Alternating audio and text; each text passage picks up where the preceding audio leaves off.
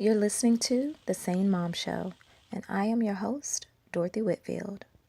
My guest today is Caroline Domanska, and she's the founder of Money Mindset Coaching. So if you are ready to get unstuck and ready to let this money flow into your life the way that it is meant to, then she is going to help us do it. Welcome to the show. Oh, thank you so much. It's so nice to be here. I'm very excited. So for everyone that is new to you, Mm. please tell us about yourself. Okay, so I help smart cookie women and men who feel like they're kind of wading through treacle with their finances and feel really stuck. And they know that things could be different, but they can't quite put their finger on it. They've tried all the logical stuff, and nothing really seems to be happening. So I help them look at two sides, which is the logical part of your money, but also how your brain thinks about money as well. And I put those two together to help people make a upgraded life, to earn more money, and feel confident about really where they are with money.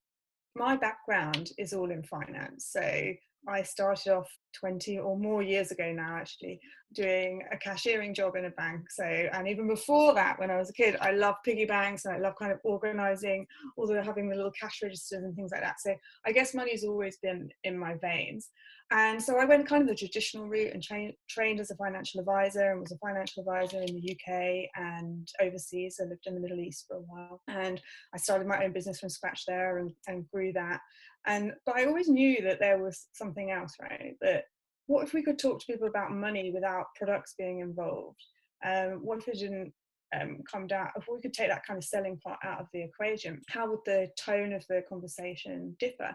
And it turns out it differs massively. Kind of moment of truth, I suppose, if it were for me, was for a long time I always thought kind of my thoughts just happened to me, that I didn't really have any control over them, that I don't know where I thought they came from, but I honestly, no, I didn't think I had any control over them. And then I went to a training course whilst I was away in the Middle East, actually. And it was kind of like one of those things where, you've signed up to go to this training course and you're like, I really have to go. um, I'm basically just looking forward to the coffee break and what type of biscuits they might have on offer and all that kind of thing. So I'm thinking about that. And actually, when I got there, it was kind of really enlightening. We talked about how the brain worked and how our thoughts and feelings are all come from what we've learned over time and our beliefs, and that they were just decisions we made at one point in time. And so therefore we have the power to make those decisions again and change them if they're not supporting us. And I was like, whoa. And then over time, what happened is I thought, right, how can I put this together with money? How can I help people on both sides? And that's when my journey changed. And now that's what I do full time, is help people on a practical sense with money, but also unlock their mindset and what's happening there. Now, where do you find that a lot of the money mindset challenges come from? What have you found in your business? There's kind of 5 areas that I really focus on with people, 5 steps I take people through. And I think that helps unlock different blocks along the way. So where I start is always thinking about kind of what's your motivation, because there's that Jim Rohn quote, isn't it? The bigger the why, the easier the how, right? I think when we really drill down into what motivates us around money and what's really our priority around it, then it becomes easier to allow money to flow in. Because a lot of times, I think probably one of the biggest blocks I see around money is this kind of idea that it's uncouth, kind of greedy, kind of that we're going to change into some sort of awful, horrible person if we have more money. We really have to look at deep reasonings why we want more money in our life, because money is really just there to bring our dreams into reality. That's all. It's not there to, if you're a nice person now, you'll be a nice person with money. If you're a horrible person now, you'll be a horrible person with money, right? So I don't think it does change people's true essence. So if you can find like your motivation around money, I think that really helps you move forward. Then the second part I always think is to look at the practical stuff, right? I think there's a lot of money mindset stuff out there, which just kind of really focuses on the mindset, which is fine, right? Because there is a lot to do around that. But I think actually a lot of times people need kind of simple systems, simple practical ways of doing things. So I'm not talking about like, you know, I'm talking about kind of like the day-to-day stuff, right? The day-to-day, month-to-month stuff. And what I try and help people do there is I don't want people to get like bogged down with budget plans and kind of recording what they're spending like down to the last penny and cents and all that kind of stuff, because it's like being on a diet. It's just too much hard work, right? We can do it for a certain length of time, and then we think, oh, my hand's going to go back in the biscuit tin, this is just far too hard, you know, sticking to this type of diet. So I'm sure we've all been there, right, and experienced that. And I think budgets work really the same. We only have a certain amount of willpower, I think, every day, and we kind of use that up quite quickly in the morning. So to kind of push ourselves all the time to be making conscious decisions about money all the time, I think it's quite hard. So what I help people do is look at automating a lot more of what they do, and having a system that's more liberating and allows you to spend guilt-free. So I use kind of an envelope type system. In the past, you might have had envelopes on your mantelpiece. In fact, I remember explaining this to a client, and she said, oh, that's what my granny used to do. So this isn't like an original Caroline Domanska idea, right? But it's something I've used forever. It's something I've seen millionaire mindset guru people use. It's when I talk about it, then like I say, like this client of mine is like, my granny used to do that. Like her husband would come home from work with the paycheck or the cash in the envelope, and she'd take it. She'd put different amounts in different handbags and give him back what he was allowed to spend down the pub, right? So so this is kind of the essence of it, really, is that it's about, when you look at your practical money stuff, it's about setting the intention for things to happen, I think.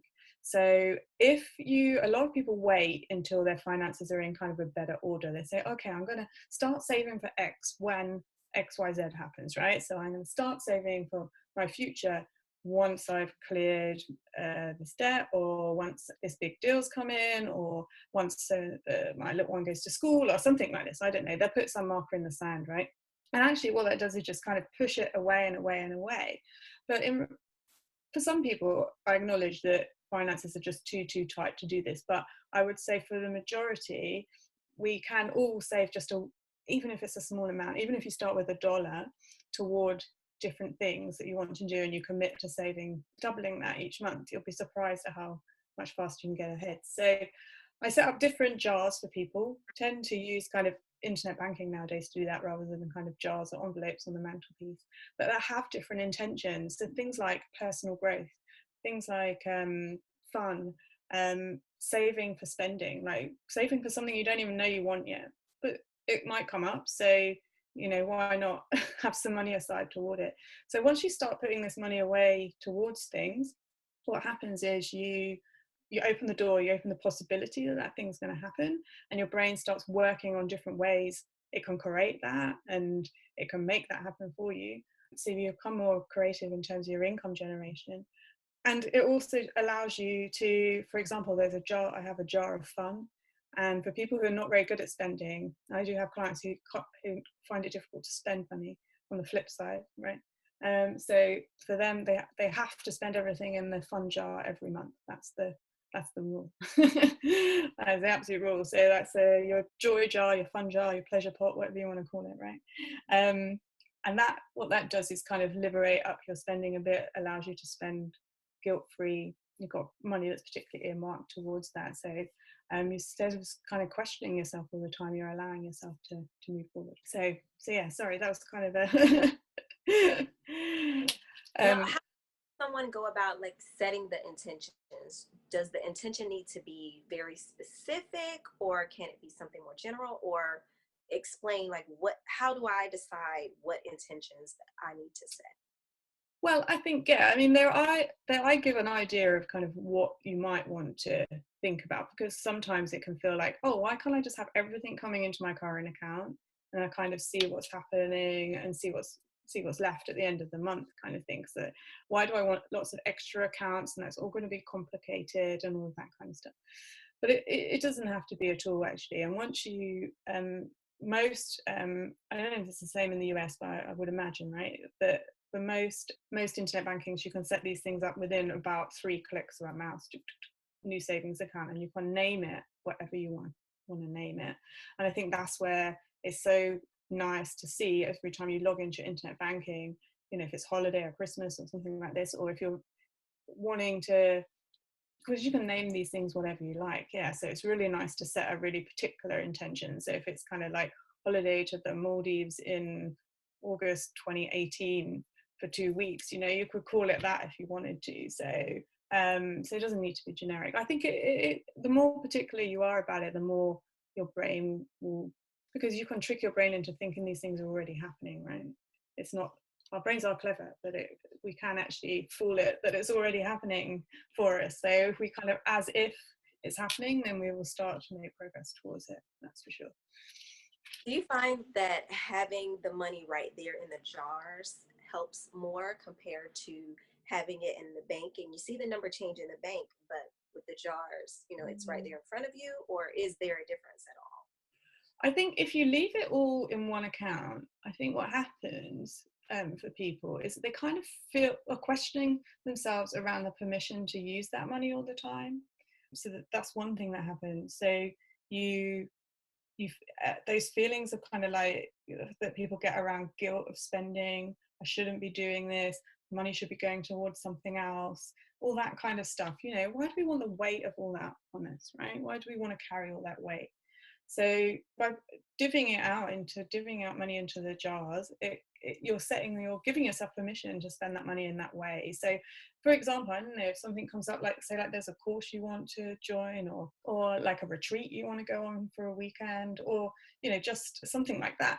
And it's for you, for your own personal growth. If you've got a jar that's already for that, there's no thinking about like should that be spent on the kids or should that be spent on this or should it be spent on that, because guys are really good at doing this, right? They'll just think, oh, I want to go on a golf weekend, off they go, right? But as women, we tend to think, oh no, these people all come first. And we don't necessarily set aside money that's just for us. So things like that, you know, they give us, it opens the possibility of things happening, takes away that guilt of choosing to spend your money in that direction, I think. It also allows you to really, the second benefit I think of the jars is that it really allows you to see how much discretionary income you've got left each month. So a lot of the times the reason people kind of get into financial difficulty, or even just to a point where you think, oh, I'm spending a bit too much or whatever, is it's because you don't really have a clear sense of what you've got left each month. So in that instance, for example, if you're not putting money away toward your personal growth, something comes along you want to do, and you're thinking, well, where should I take the money from, right? Whereas if you put away a little bit each month, honestly, you wouldn't have noticed it. Most of the time, people don't notice it. It's automated, set up as an automatic thing. And before you know it, a few months' time, you look in this jar and you think, oh gosh, I've got stuff that I can use for that. So I think it gives a more accurate sense of what you've got left each month. So then you mindfully adjust your day-to-day spending accordingly. And it also allows you to get rid of the guilt, basically, around spending. Do you think it's necessary to understand where the guilt comes from in order to move forward, or do you think it's you just Yeah, I mean, definitely, because everybody's different actually in that degree of kind of weight that they might carry around money. So third step of what I do is help people delve into their money story. So your money story, everything you've learned about money over time, from what you've seen, what you've heard, what you've experienced around you, what your parents did, what your grandparents did, your kind of ancestral lineage, everything kind of that you've seen, any kind of particular events that have happened to you over time around money. Really look and explore into that story to see where those beliefs came from, and then look at how we can I say change those beliefs. I don't really think it works that way. I think it works in as much as we always have those beliefs, but then we create new ones that are stronger and more supportive to run alongside it. So a little bit like if you're in a forest and then you see there's a really well-worn path, that's the stuff that we've learned over time, and it's really kind of easy to walk along, even if it's like not the most fun or it makes us feel a bit rubbish or anything like that. It's just easy because it's there. And when we want to make a new way of doing things, we kind of glimpse out the corner of our eye that small path that's almost hidden underneath the trees, and then I think, oh, that looks interesting. Maybe we could go along there. We feel a bit nervous, we feel a bit scared, but actually we take the steps and we start making that pathway, and we grow and grow and grow that pathway. And then ultimately, then the other one becomes more overgrown. So it doesn't go, it doesn't erase, I don't think. I think it just becomes overgrown, and the other one becomes stronger. So I think sometimes people get scared about going into like what they've learned over time and their beliefs, because they think it's going to change them completely. But I don't think so. I think it's the essence of you is still there and what you've learned is still there. It's just that you're making a conscious decision and choosing a new path to follow.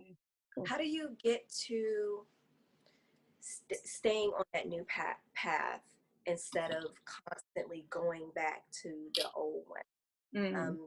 Consciously or subconsciously, because I know sometimes you're trying to do something different, but a lot of times those habits and those certain behaviors. So how do I like continue to move towards the path that I want to go on? That's a really good question, actually. I think there's a lot you can do to reinforce your new beliefs, and I always try and find something that really resonates for my client. But some different things that we use are, I do things like where we design the new financial person you want to be. So we spend some time kind of visualizing and sketching that out and putting all the facets of that person together, so you almost have kind of a visual of what you imagine that person to be. The sort of, because you can design yourself to be any kind of financial person, any kind of wealthy person you want to be. It doesn't have to be kind of stereotype Rolls Royce champagne kind of lifestyle. It can be whatever lifestyle feels first class to you, and that's really, really important, that it whatever feels first class to you is an upgraded lifestyle, right? So you can do things like that, like really kind of look at the visual of it. You can try and hook in a new habit that you want to create to an old one. I find really works well, or one that you do consistently, right? So an easy one is like brushing your teeth. So you can add something on to brushing your teeth, like saying like I'm a wealthy, powerful woman who can receive well for what she does, or for what she, or that kind of thing, right? So I think that kind of works quite well, hooking different things in. And also a bit of I kind of like a bit of aversion therapy as well. Like with the plastic bands. So if there's something you don't want to be thinking anymore, you can like flick yourself with the elastic bands to make it hurt a bit harder than that. Actually always works quite well. And then, but the other thing you can do on that, which always looks a bit weird, is to kind of do it in private or in a secret place, is to then say what it is that you're really wanting and kiss your hand, right? So hurt yourself and then kiss yourself, right? To give yourself the kind of pain pleasure reinforcement. So I think different things like that, different techniques can help us really kind of jolt our minds to where we want to be, right? I think it's about catching ourselves, and it's like anything, like our mind's a muscle at the end of the day. So it's a bit like exercise, isn't it? You do have to make a conscious intent toward it, and at first it can feel a bit weird and a bit hard to do, and then you get into this and you have to push yourself a bit, and then you get into a groove of really enjoying it and really like, oh, I notice what's going on with my mind there. You're standing in the supermarket queue and you're checking out the person shopping in front of you. Maybe this is only me who does that, but you're checking out the shopping in front of you and you're noticing what that does. Does that trigger you in any way? What's the feeling it brings inside your body? Does it make you feel good? Does it make you feel bad? What's coming up for you? Are you thinking, God, how can they afford XYZ? I'd never spend my money on this, or whatever. So there's once you get into the groove of it, you start noticing how you think about money all the time. So the popping and the kissing of the hand kind of reminds me of like if your child does something, and like, no, don't do that, or and you go back and you encourage them, and you say, this is what you do, this is what's better for you, and I'm telling you this because I love you, not because I want to hurt you. So that's me kind of babying yourself and saying, Yeah. hey, the direction you're going in, and Yeah. not go in that direction. I love you too much for that. Mm, Now, mm, what person, like, what do you say if somebody is like, okay, I've been doing this for one day, no longer than that. I've been doing this a certain amount of time and I just don't feel like anything is changing and I'm starting to feel really frustrated. What do yeah. I do? If it's really not shifting, so you feel that your mindset's still stuck in the same thing. If you really feel quite stuck, I think it's probably coming down to either two ends of the spectrum. It's either there's more going on in your money story than you're thinking, than you've let yourself think about, or or there's ways that you're subtly kind of bringing yourself down not to achieve, right?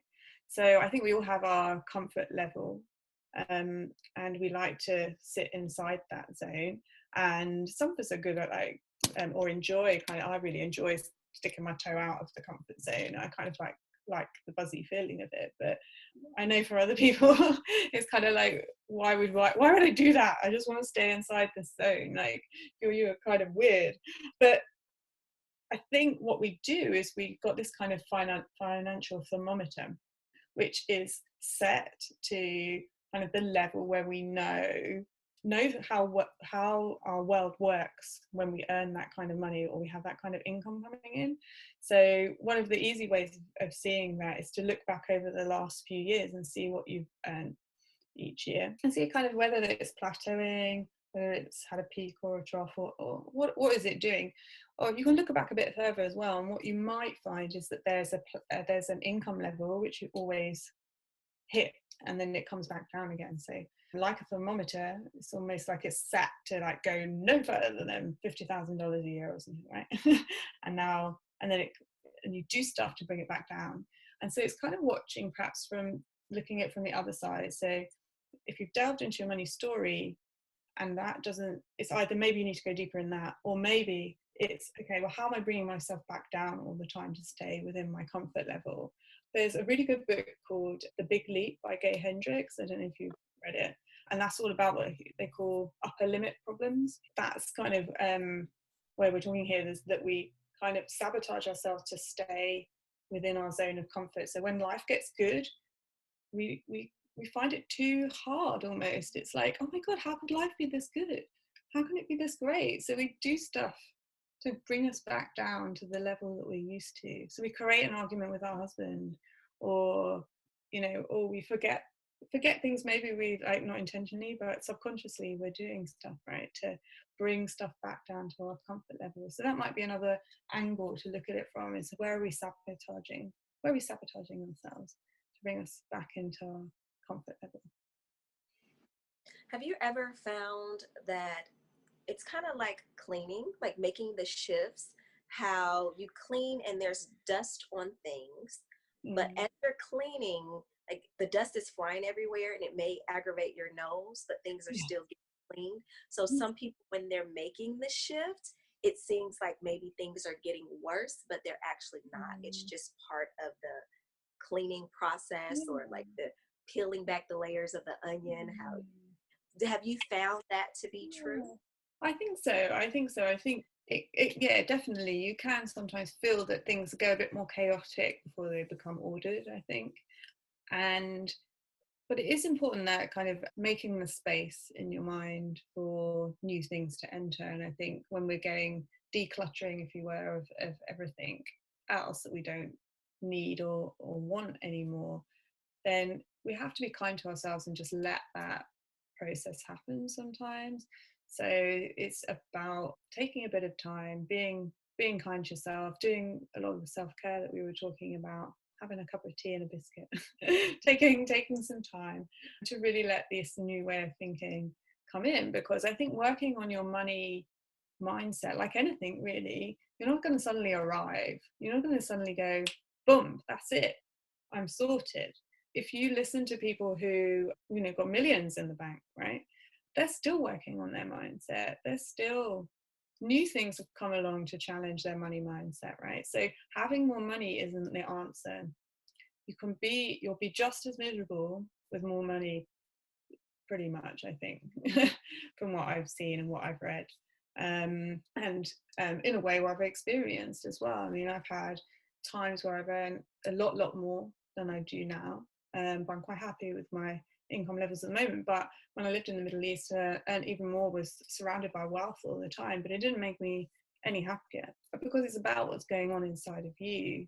So I think we can just chase and chase and chase the dollar and hope that that's going to suddenly make us happier. But I think ultimately doing the work on yourself, as difficult as that might be at points, will in the long run make you more richer in all ways, right? In all ways, not just a monetary way. Now, what about the people who are like, okay, I'm all on board with shifting my money mindset, but my spouse, I'm having a little bit more challenges with them. Then Okay. what do you? Okay, so right, that's a really good question, because I do coach couples actually, and I really enjoy doing that, because it's like being, sometimes you just have to sit back and let things happen for a little while. But this is really important to remember, okay? So we all have our own money blueprint. So we all have our own things that we've learned about money over time, the way that we do money. So you do money one way, your partner does money another way, right? And quite often actually in couples you'll find one is a spender and one is a saver. Not always, but quite often you're from a different kind of camp, as it were, with money. So the important thing is, right, is not to try and change the other person. We all know that, right? I think, but trying to change your spouse, you're on a hiding to nothing, it's not going to work. So just recognize you've both got your own individual blueprints, and then decide together what's the blueprint for our relationship. Okay, so how does money work in our relationship? How does it work best for the benefit of both of us, for the benefit of the family, and for our longer term goals? And how do we want us to behave with money within that context? So even if one of you is a saver or a spender, right, you can still say, well, you're still the saver and you're still the spender, but what do we do for our relationship? So there's a third way. So you have three ways of dealing with money, right, in that instance. And I think then what happens is one person is not feeling like they're being dragged, kicking and screaming to the other side and so forth, because there's pros and cons of both ways of being with money, right? So, a spender might have more experiences in life. They might get things done quicker, kind of with less procrastination. The saver be more steady, kind of, they've got that security thing going on, they're always there, like if something goes wrong, have you got any money in the bank? Yes.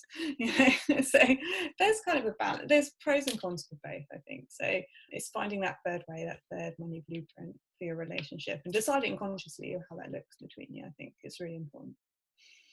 So, Okay, so they've talked to their spouse, and their spouse is still not on board, and you are left. No, okay, so I have a question for two different groups of people. okay. Or the one where their spouse is like the main breadwinner, so they may not have, you're trying to shift the money mindset, but you're not bringing in any income, and your spouse is the one that is the breadwinner. And then the other person who is the breadwinner, but their spouse is not coming along. So should I have asked that separately? So two different people, you know what, I'm trying to shift, but my spouse is just not on board at all. And I've tried a lot of different things and I want to make the changes, but they are just like. You've got to start small, I think. It's got to start small. So in the first instance you talked about, where somebody isn't the breadwinner and they don't have any income of their own, okay, still I think you can start to implement kind of the ideas of why you want wealth in your life, what you're doing around your day-to-day banking. I think quite often, it's not always true, but I think even if you're not the breadwinner, you might well still have responsibility for the finances in some way, kind of like the donkey work around it, if you were, right? So I think one of the good ways can be to really start at the beginning. So what is the money why think for yourself first of all, really kind of like, why are we living our life this way and why do I want it to be this way? And if you're happy with how that is, great. If you're not, then money is just kind of like a connection into lots of different areas of your life, right? So your spirituality, your health, your personal growth. It could be your work, your career, your children, friends, family. So have a look perhaps where money is influencing other parts of your life, and is there a way you can kind of approach the money idea but from a different angle, or is it giving you the idea that perhaps actually something else needs to change before this can? So does somehow kind of like family need to become more of a priority, or health needs to become more of a priority before kind of the money thing can be addressed? So maybe that's one way of looking at it for somebody who feels kind of, you keep banging the same drum and saying, we've got to sort out our money stuff, we've got to sort out our money stuff, then it just feels really kind of naggy, doesn't it, when you say that, right? Got to sort out our money stuff.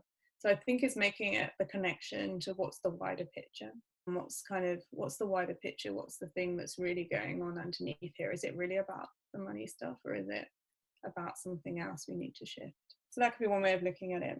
And then the other person they're the breadwinner, but the other person's not coming on board? No, that was not the question. They're the breadwinner, but the other person is not coming on board. They don't see a problem with what's going on, but you're the breadwinner.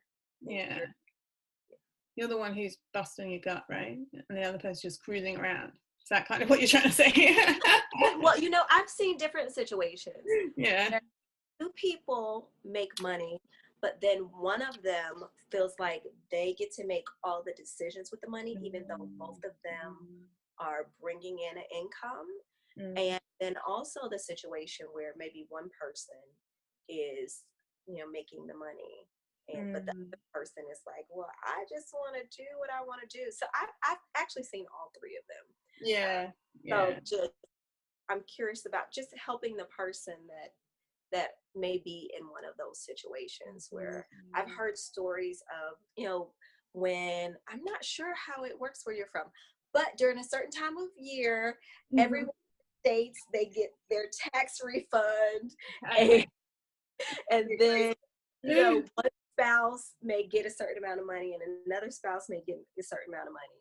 But then the other spouse that's the spender ends up taking the money that they gave to the other spouse and spending it all. But I guess that's where I look at it as seeing both people are responsible, and you kind of even have to set the boundaries in your marriage of and you tell me as the expert what you think of setting those boundaries of saying, hey, listen, this is what we agreed on. You decided how much money you were going to receive. I decided how much money I was going to receive. And you have to accept the consequences of spending all the money. Or you can have a spouse that is a saver, but then the other one is a spender, and then the money that the saver saved for themselves, they end up having to spend it on the family. So it's like it's just they just need to call you and set up an appointment, whatever. just set up an appointment with whatever your challenge is, because it's so many different dynamics. There is.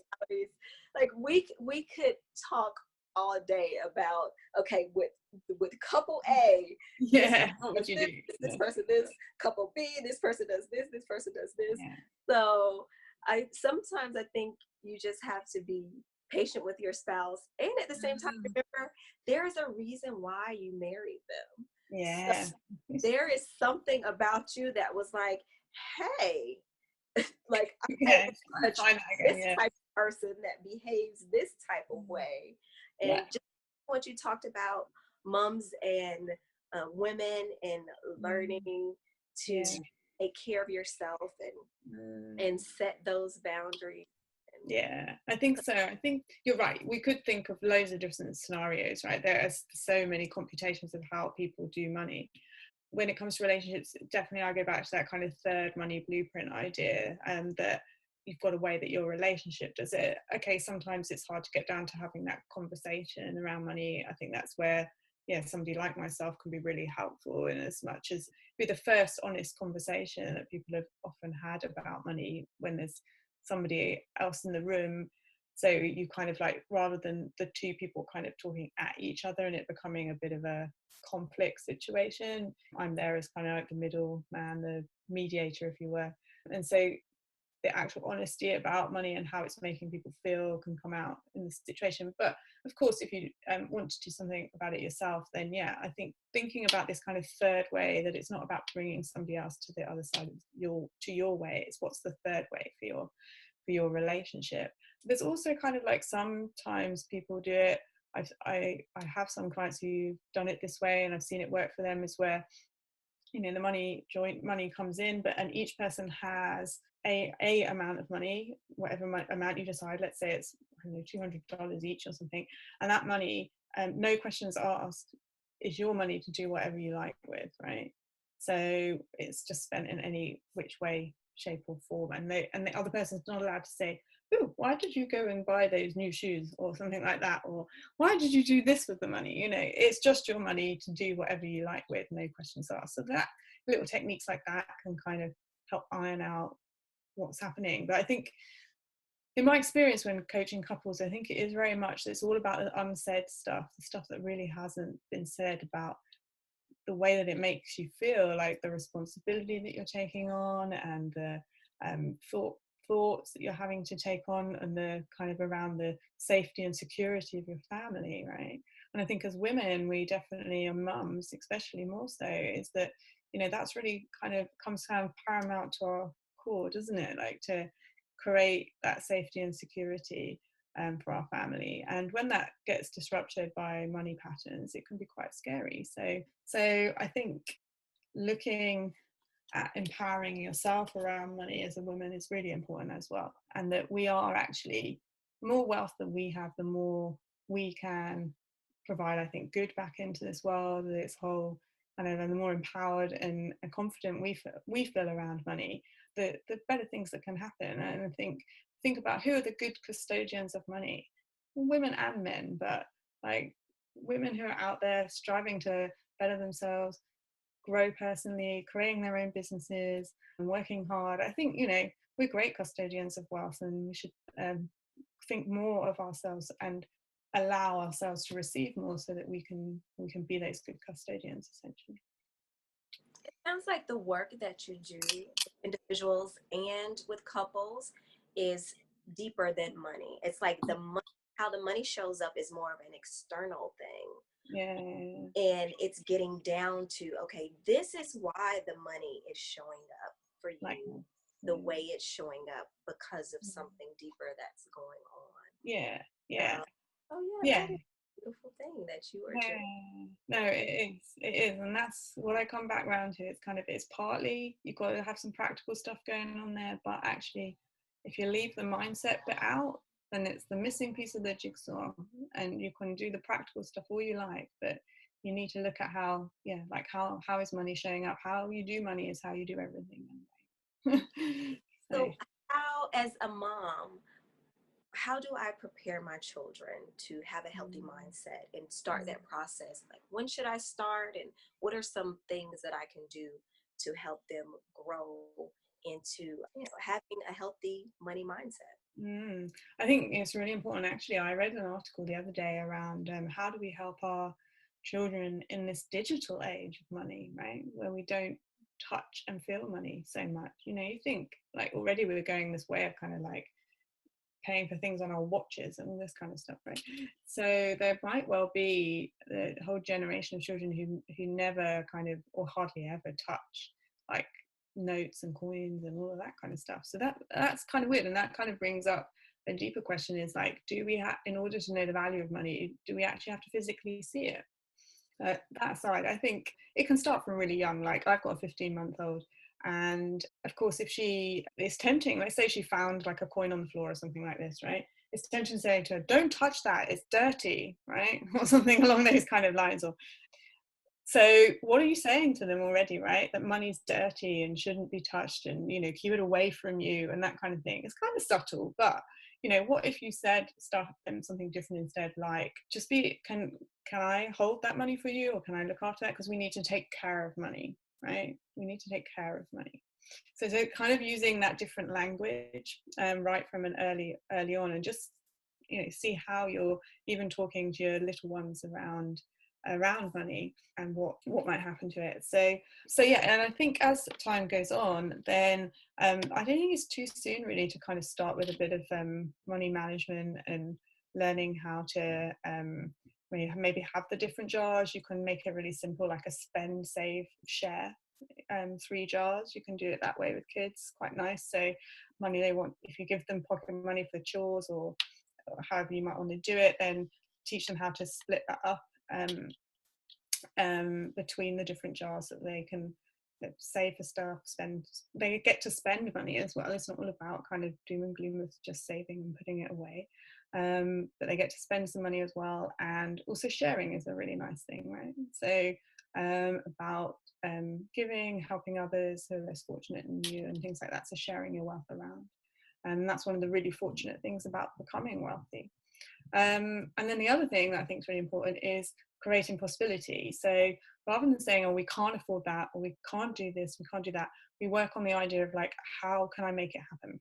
So if they come to you and say, I want a new scooter or something like that, and you're thinking, not yet, or like it's not in the budget, or kind of whatever, I'll say to them, well, okay, well, it's not something I can do for you right now, but how could you make it happen? What ideas do you have to make that happen? You might be really surprised at what kind of comes out, because kids are so imaginative, aren't they?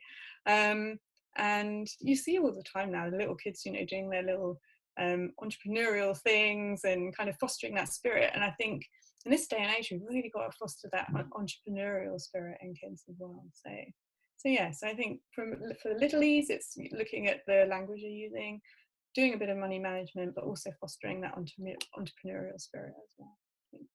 Now, should our children be involved in the planning? Maybe they don't necessarily, well, you tell me, should they have some input in the planning, or should they just be involved where they're sitting at the table with you to see this is where money is going? Or how should we handle that? Do they need to know what's going on in our finances? Yeah, I think it's really worthwhile to all sit around the table together. I mean, I've seen it with clients where they involve, especially as a financial advisor. I saw this, not very many people, but I've seen it with a handful of people where their teenagers are getting involved and they know what's kind of being set up and all this kind of stuff. And I remember at the time thinking, wow, God, that's like really enlightened almost. I've never really seen it happen. But then you start thinking, well, actually, that's definitely, a really good thing to do. I think earlier on you can get them involved in kind of like the dreams. What dreams do you have that you want money to bring into reality for you? So that can be really fun stuff, like making vision boards, or it's finding out kind of what would everybody like to do, and then picking some priorities and working towards that. It also shows kids that money has, sometimes we have to wait for things, that money isn't always available. And again, it starts off that creativity as well, doesn't it, in terms of income generation, like what can we do to kind of create more income, or do we choose not to have something else because we want this more, or those type of things. So yeah, I think being involved right from the beginning is really useful. I mean, what you don't want to see is, think about what you're learning from your money story. What you don't want your kids to see is kind of you sitting in their furrowed brow, kind of like once a month or something, or every few days, kind of looking at money and then them saying, what are you doing? Well, I'm doing the money. Oh, and them starting to think, well, I don't want to be ever involved with that money thing. It looks horrible. Why would I want to do that? It makes my daddy sad, So think about kind of like how you're how you are around kind of your money money day-to-day stuff and your month-to-month stuff, like how you are around that, and you can make it into a fun thing, right? I digress, but you can set yourself money dates, so you could do that with kids as well, right? You can set yourself a date with money, like glass of wine, bar of chocolate, whatever kind of makes you happy, a cup of tea. But you could do the same with the kids, right? Yeah, so you could have a money play date with them, just to kind of explore what you're doing with money that month. Would be a good thing. That sounds a lot more fun than saying, okay, we're going to do the budget. Saying Yeah, we're going to exactly. Let's have a money day. Yeah, that's romantic. it Wow. sounds a lot better than the budget, everybody. We have to do this. We have to see where all this money is going to go. Yeah, I do like that idea. Do money you, day. Yeah, I like that. do you feel like when at a certain age, when children start having a consistent income, should they contribute to the household, or how should that work? Yeah. It's a personal choice, I suppose, but I think yes, I think there's um I think it's worthwhile, even if it's not like a, you know, a, if it's a token amount, right? I think that's the thing. It's just to get them used to that money going out of their account, that it's going towards the household. I think it probably makes them more appreciative of what's going on in the household itself. Even if you end up saving the money for them and using it to help them out, with a down payment or something like that, um, then that's fine. I think that's whatever kind of works for you, I think, on that basis. But yeah, I think it's definitely worthwhile. And I would probably say, like, once they're if they're going toward full-time work, really, I it depends. I mean, it really depends. But I wouldn't probably do it though just on doing like a Saturday job or something like that. It'd be kind of a bit, a bit. I don't know though, but maybe like 16, 18, something like this, they should be thinking more about what's happening. And it's really worthwhile just sitting down and having a chat to them about money, because it can feel quite, I mean, I remember when I got my first paycheck from working on a Saturday job, and I'm thinking it was like £125, was that like $175 or something? And I'm thinking, oh my God, I'm like the richest person ever. And it's like, what am I going to do with all this money? And you start thinking you can do this, you can do that, and which isn't a bad thing, right? To start thinking expansively, but sometimes I think I mean, hopefully you've already paved the way with the idea of kind of like money management and looking at what you want to do with your money, and it's not just about the now, about kind of things you want to do in the future as well. So hopefully by the time they get their first paycheck, you've paved the way anyway. But but if you haven't, then it's never too late to start chatting about these things, right? Our children, my mother gives them money, and they get money for their birthdays and things like that. Mm. And our oldest, she just turned 8, and she had some money, and she had something she wanted to buy. And I was like, Mm.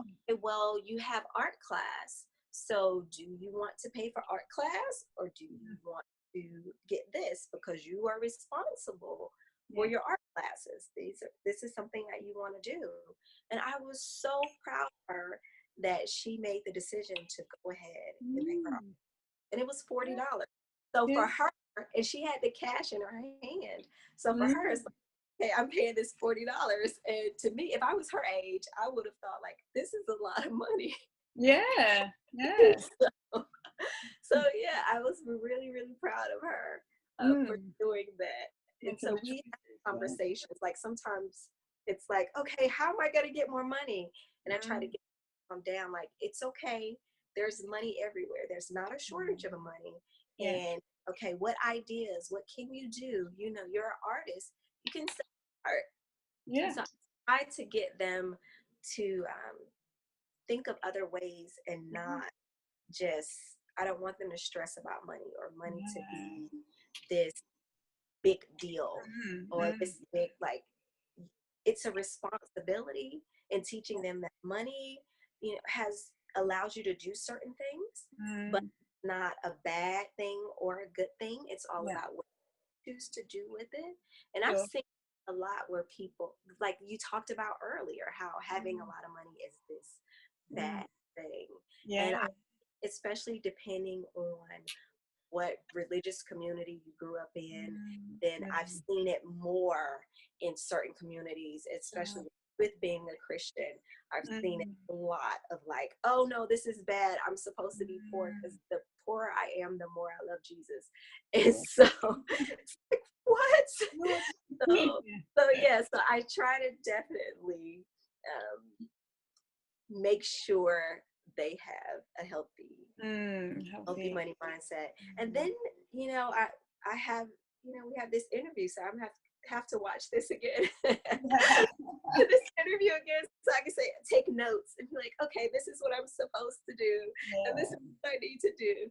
Okay, before we close this interview, I would love to hear, like, what is your, like, final closeout? If you don't do anything else, this is what you need to do. This is like the main thing. If you only remember one thing from this interview, then what is it that people need to remember?